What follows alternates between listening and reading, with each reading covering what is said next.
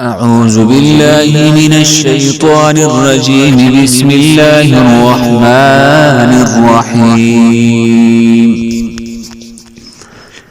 الرحمن علم القرآن خلق الإنسان علمه البيان.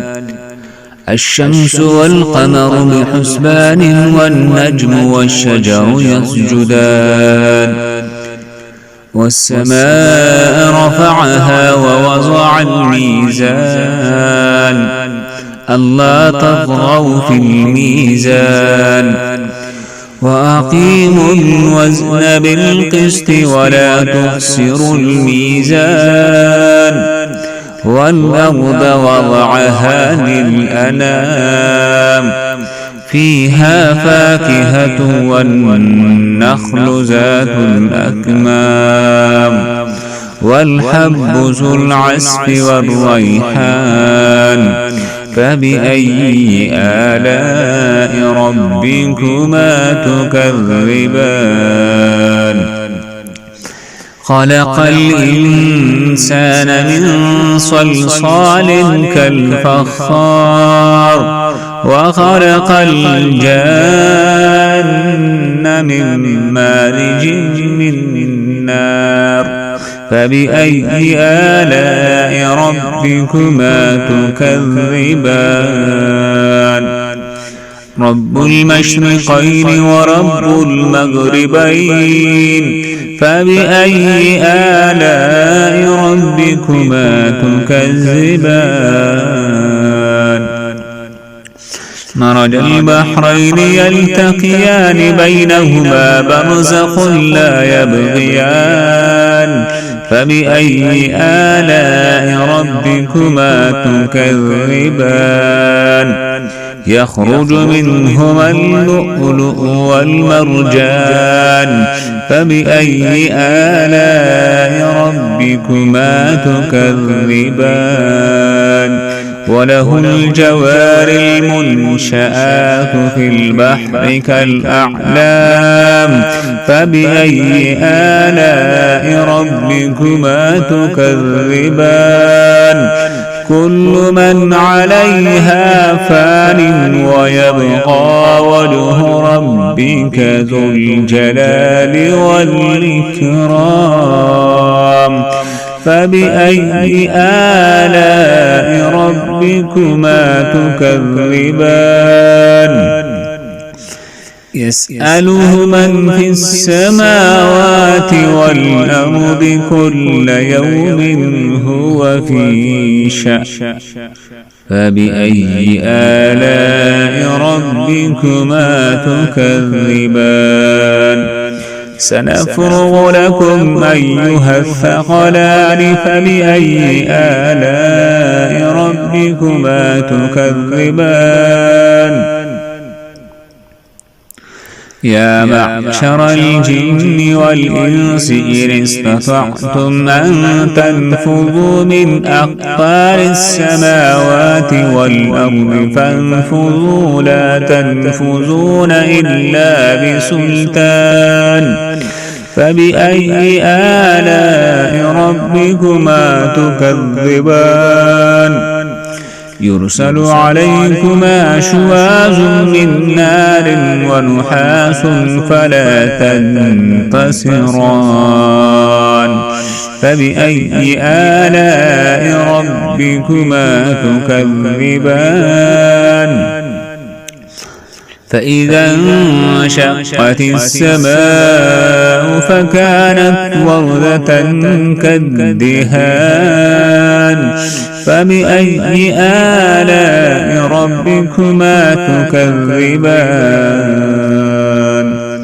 فيومئذ لا يسأل عن ذنبه إنس ولا جان فبأي آلاء ربكما تكذبان. يعرف المجرمون بسيماهم فيؤخذ بالنواصي والأقدام فبأي آلاء ربكما تكذبان. هذه جهنم التي يكذب بها المجرمون يطوفون بينها وبين حميم آن فبأي آلاء ربكما تكذبان ولمن خاف مقام ربه جنتان فبأي آلاء ربكما تكذبان ذواتا أفنان فبأي آلاء ربكما تكذبان فيهما عينان تجريان فبأي آلاء ربكما تكذبان فيهما من كل فاكهة زوجان فبأي آلاء ربكما تكذبان متكئين على فرش بطائنها من استبرق وجنى الجنتين دان فبأي آلاء ربكما تكذبان فيهن قاصرات الطرف لم يطمثهن إنس وقبلهم ولا جان فبأي آلاء ربكما تكذبان كأنهن الياقوت والمرجان فبأي آلاء ربكما تكذبان هل جزاء الإحسان إلا الإحسان فبأي آلاء ربكما تكذبان ومن دونهما جنتان فبأي آلاء ربكما تكذبان مدهامتان فبأي آلاء ربكما تكذبان فيهما عينان نضاختان فبأي آلاء ربكما تكذبان فيهما فاكهة ونخل ورمان فبأي آلاء ربكما تكذبان